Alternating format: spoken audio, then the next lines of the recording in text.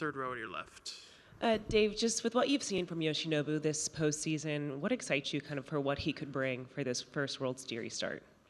I think the thing that excites me is his temperament, poise, the ability to control his emotions, and still make pitches. So, first World Series appearance, and he'll be ready. Go to Bill Plaschke on your right. Yeah, Dave. yeah, Doc. Last night after you got home, did you watch a replay? Did you savor it? Did you have trouble sleeping? Was the adrenaline still going? I did. I did. I got home, and then my wife, my son, my mother-in-law, we did some replay thing that you can do that I don't know how to do. My son put it up, and you could kind of watch the quick highlights, and so I saw all that stuff. It was pretty spectacular. Very spectacular. Yeah. Go a little bit. Oh, got it. So we'll go. Who's up next? We had Clinton or Shy first, just because you're there, and then Clinton. Dave, in the ninth inning there when you chose to walk Soto, and obviously it's a pretty tough gauntlet to navigate. How are you factoring or where you're picking your poison between those three guys, and how much does them being left, right influence some of your decisions in that setup? It's certainly a pick your poison type of situation. I think I've got to kind of weigh, the moment, the today's game. That's why I sort of thought about potentially shorten Kopech a little bit on his pitch count to have him ready, feeling frisky for tonight's game.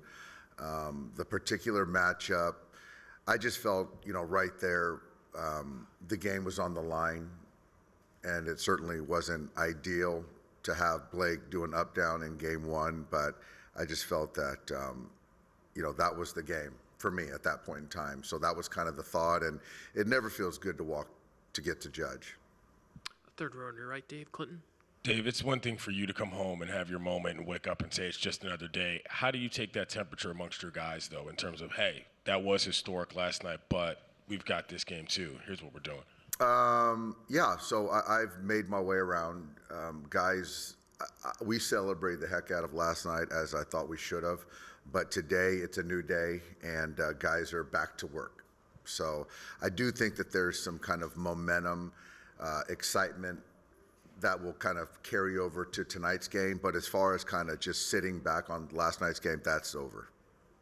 Juan, right in the second row here. Dave, do you know what you're going to do with your pitching plans for the next for game three? Walker will start game three.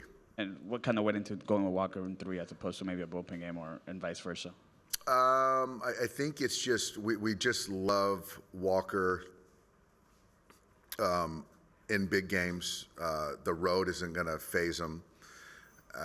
It also allows him potentially to be available for a game 7 too. A little bit further back, Jack. Hey, Dave, with Trinan last night in the 10th, were you surprised how well they ran the bases against him? And is that something where he's just got to be quicker to the plate in those spots, or how do you kind of weigh that? Wasn't surprised.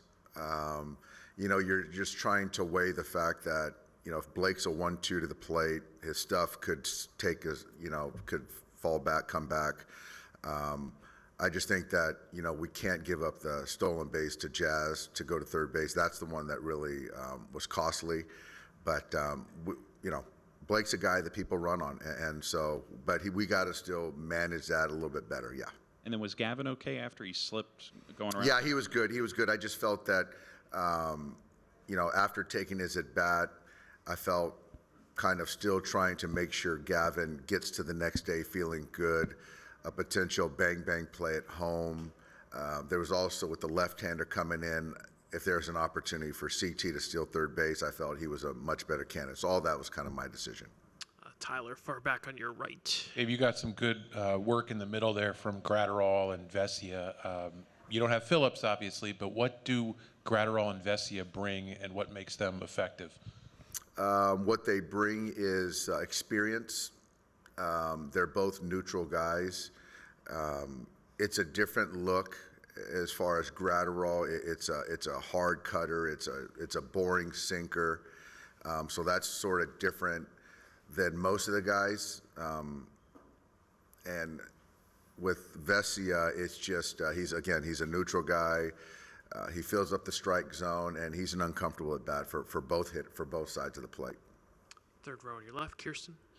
Dave, just quickly, with Freddie Freeman, how different does it feel managing him this series compared to the CS and the DS, just considering having those 5 days off and what you're seeing him even running the bases yesterday? He seemed to be, yes, I'm sure in some pain, but he just looked more comfortable. So, yeah, I mean, there was still a lot that he incurred as far as kind of stuff last night. There's some soreness today, but yeah, I mean, I think that I was on pins and needles each game in the DS and the CS. So I do feel that we're in a better spot, and just hopeful we can just get through tonight to then get to that off day. Same row, Fabian. Yeah, Dave, it seemed like Jack was kind of shaking his leg there, that pitch right before the Stanton home run. Was that something that maybe was part of why you kind of pulled him after that first pitch to Jazz? There's his hamstring tightened up a little bit. So I don't think it's going to be a big deal, but that's why he was shaking his leg, yeah. And then you guys have had stretches over the last couple of years where you guys have not been as good against left-handed pitching, and I think now you guys have the best OPS against lefties in baseball this year. What do you think has allowed this lineup to maybe be better against lefties? Well, I think that, the guys that we put on the roster, that we compose this roster, there's guys that are supposed to hit lefties. Their career track record speaks to that, and they've just performed. I think that with baseball, at any point in time, you can kind of struggle, and that's part of hitting is hard. But Teo's been good. Will Smith has been good. Obviously, Tommy's been a huge addition versus left-handed pitching. And then, Freddie and Shohei just sort of hang in there, and Mookie's been good. So, on paper, which we all know it doesn't, you don't play on paper. We line up, and we still got our work cut out tonight. It's going to be heavy velocity and then, breaking balls down below. So if we're good in the strike zone, we should have a good night. Ron right up front.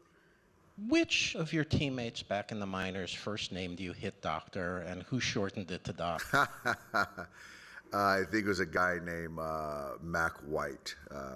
South Carolina Gamecock. We played together our first year in Jamestown. Did he do both, or did he hit Doctor? And you know what? I know that's where the name Doc came from. So I probably self-proclaim myself the Hit Doctor, I guess. Go to Barry up front. Hey, Doc. So really, you've been involved in two of the greatest games in history against the Yankees, 2004 and this one last night. How did the two compare? Yeah, that's a great question.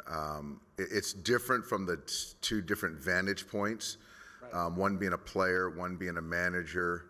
I just think that, gosh, man, that's a good one. I think for me, that just World Series Game 1, where we were at, it's right up there, but I might give this one a little nod. They both feel great. You do realize that most of the great games in baseball history involved the Yankees and the Dodgers, or both. Yeah, I do. That's just, two huge markets, great players, and, obviously, which creates great moments. Absolutely, Bear. A couple more. 5 rows back on your right. Can I ask about Gratterall's barehanded play and just sort of like what it says about his composure, mind state to make a play like that in that situation?